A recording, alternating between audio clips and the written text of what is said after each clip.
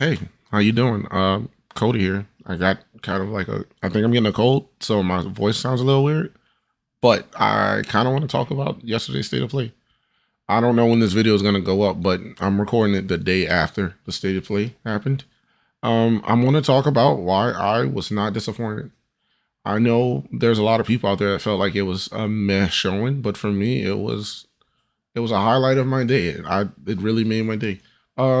I'm gonna have it playing as B-roll on on here. Um, we're gonna go over some stuff that I kind of enjoyed, some of the stuff I didn't care for. The very first thing kind of sets the tone for what this was supposed to be. So if you were one of those people expecting like huge video game announcements, this first trailer kind of shows you you're not getting that. You're not getting they even set the tone before it even came out. They said it was focused on games coming from their Japanese publishing partners. But this game, I thought it was Dino Crisis. I got excited for it at first. Seeing it now, it doesn't really hit for me. I don't really care about it. So there's that. It's called Exo Primal. It's coming from Capcom. I guess, it's a 5v5 multiplayer shooter. It's kind of a weird concept. I won't lie. I don't like I said, I don't care. I have the press release pulled up on my other monitor. Looking in it, doesn't really speak to me. I'm more of a story kind of person. I don't really care about this genre in general. Maybe they can make me care because by that same virtue, I wouldn't care about like Monster Hunter, but I love Monster Hunter. Maybe they can work their magic with this game. I don't know. I don't know.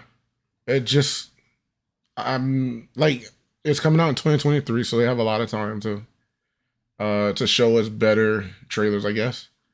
I thought this was Pragmata when the trailer first started, and then I thought it was Dino Crisis, and then it turned out to be neither, and it turned out to be something I don't care about. I don't care about multiplayer games, so that's more of a me thing than this game thing. From what we're seeing, it looks cool. Capcom makes really good action games, so there's I have hope that it'll be a good game. It's just the concept so far does nothing for me, and the type of game it is, the genre, it does nothing for me so far. We'll see. We'll see though. But what I'm really interested in is a little bit after this.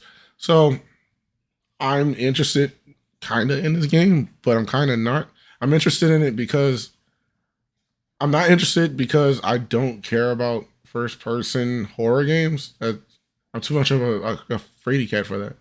But this isn't a first person horror game. This is a first person horror action game, which is kind of different. Like it's still scary and creepy, but they give you tools to fight back against the monsters. So maybe I will enjoy it if I were to try it out. But I don't see me picking up at launch. I don't see that.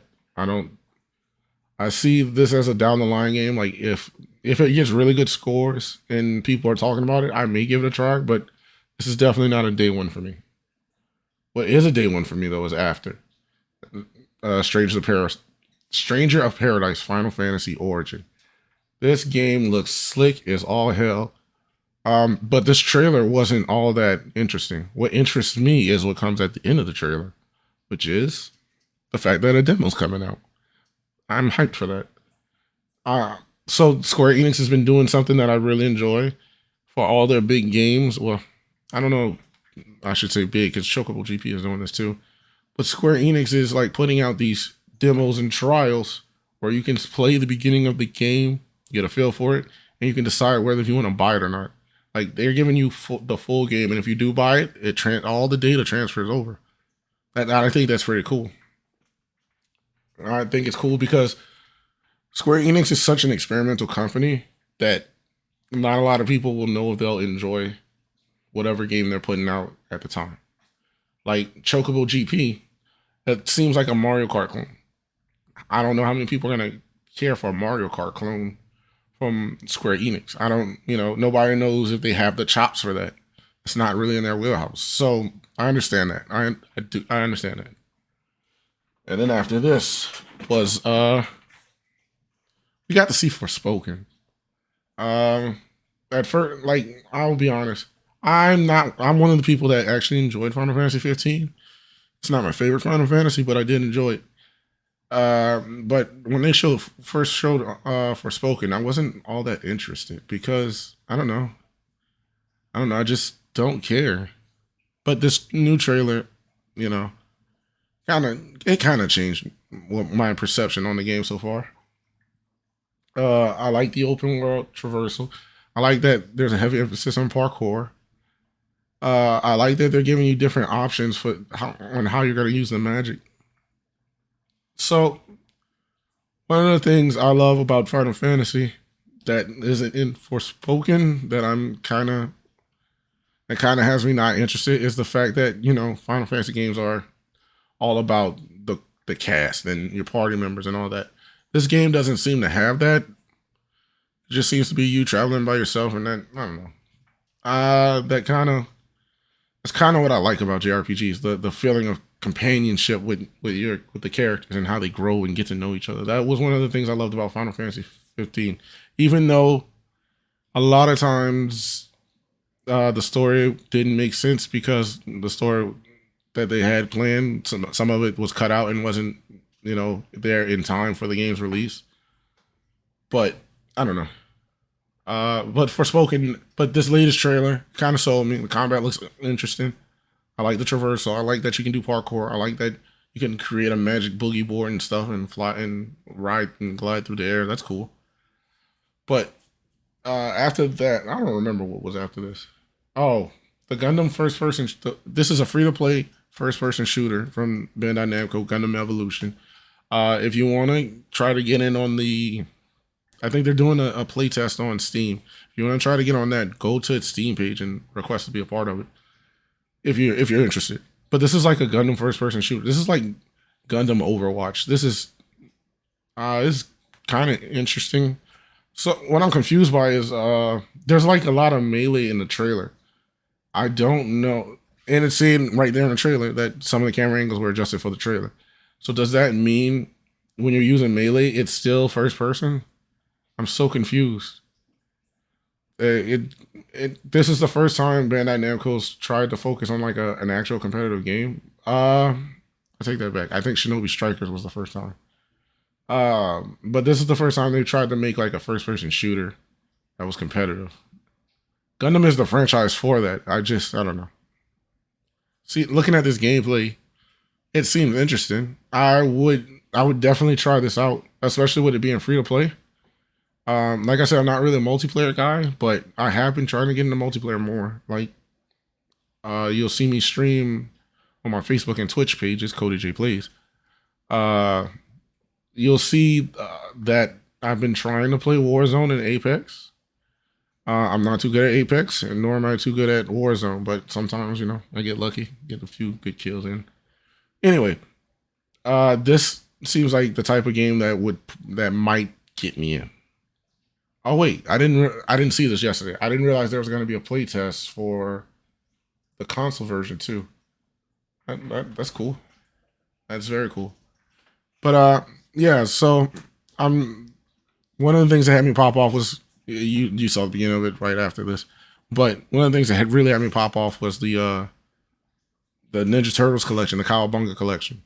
And this is like all of the old school 2D games that not Capcom, Konami published back in the 90s and 80s. It has like the arcade and the Super Nintendo versions of Turtles in Time. It has a Hyperstone Heist, which is very rare. I only played it through emulation back in the early 2010s. Uh, there's also the arcade game, and there's, the three of the GBA games. There's all the versions, Tournament Fighters. This is a very extensive collection. I never thought this day would come, and I had texted my good friend Corey about it because we're big Turtles fans from back in the day. Like, this game collection was the highlight for me. Well, kinda. This game, I'm sorry, developers of Gigabash. I don't care. I'm not playing this.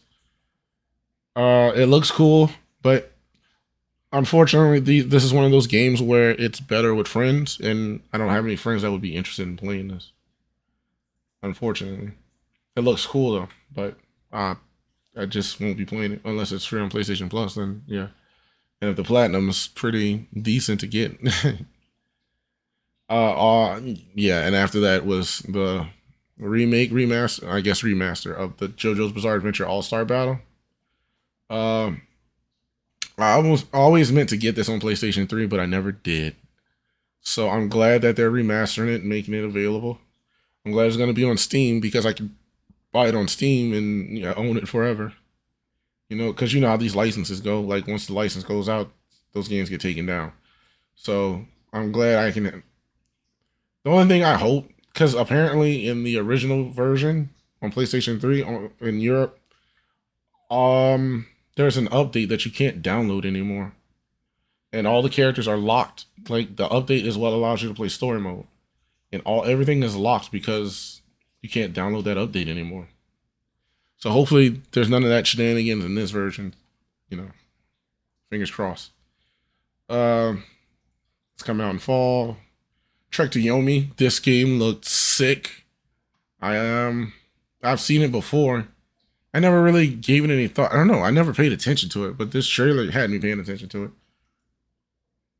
It looks pretty amazing, actually. Can't believe it. It's real cool. Anyway, Inti Who's. After that, we have the Returnal update. Returnal's getting co-op, which is cool, and it's getting this tower mode. I guess I don't know. I don't know. I haven't gotten Returnal yet, but this is getting. I'm willing to pick it up now because it has co-op. I can play it with my friend Dexter, who already was playing it. Uh, and after what was after that? Oh, and for me, these were the highlights. Square Enix is one of my favorite publishing companies. They always put out games, not always, but for the most part, they put out games that I gravitate towards. This is their latest strategy RPG, and I think it's real time, which is something I don't. I think the only time they touched real time, a real time strategy game was with Final Fantasy 12 Revenant Wings. I think that's the only time they've done that. It looks cool. I can't wait. I want to try it. This looks like my vibe. Square Enix has a way with presentation that that I enjoy. And then let me see. Let me get further in. Oh yeah, and then after that was the new Valkyrie game. I mean, I don't. I can't lie and say I'm a fan of the Valkyrie Profile series. I never played any of them, but I am interested in this. I always wanted to play them, but you know, Square Enix has a lot of games, so there's no way for me to have played them all. But trust me, I will try. Yeah. I I like that it's an action kind of combat system. It's different from the original games because the original games were like they're for the most part turn based, and there was action elements because you could time it, and all the buttons were part. All the party members were assigned to different face buttons, and you could time it and have like cool combos and stuff. I see that you can still recruit spirits. You can recruit heroes, and they fight for you like they're still party members, which that's cool. The only thing I'm not too keen on is the art style. The faces look kind of weird to me. I don't know, but for the most part, I'm excited for this game. I want to give it a shot. In fact, I also want to. I want to try to play the original two. The first one's available on iOS right now, and the second one isn't available on anything because it was only released on PlayStation 2, and for some reason, Square Enix is pretty bad about re-releasing their games, but they're getting better. We'll see. The only thing, the only thing I wanted from this was new games from Square Enix. That's all I wanted, and I got it. So I wasn't disappointed. Uh, I would have liked like a Western release for the PlayStation 4 remaster of Star Ocean 2. I wish we could get that. But all in all, it would. I wasn't mad at it. It it's not. These aren't games that's gonna blow the world, set the world on fire. I get it. I get that these games aren't for everybody. I get that these are pretty niche games. It's only gonna interest a certain a niche audience. But I think that's what State of Play is. It's just a collection of games for different niches, and I think it's time to start. Oh, and the strategy game is called the Dial Field Chronicle, and the Valkyrie game was Valkyrie Elysium. But anyway, I think we need to. I think people need to stop getting hyped for State of Plays, thinking they're gonna get huge news. Like I've seen people saying that we're gonna get like Final Fantasy 16 news. No, we're not going to do that. Anytime Square Enix shows up to a State of Play, it's always for like their more niche titles, like Star Ocean 6: The Divine Force. Uh, we're not gonna see huge games talked about at the State of Play unless it's specifically for that huge game, like a Gran Turismo or like how they did for Horizon and Ghost of Tsushima and The Last of Us. We're not gonna see those.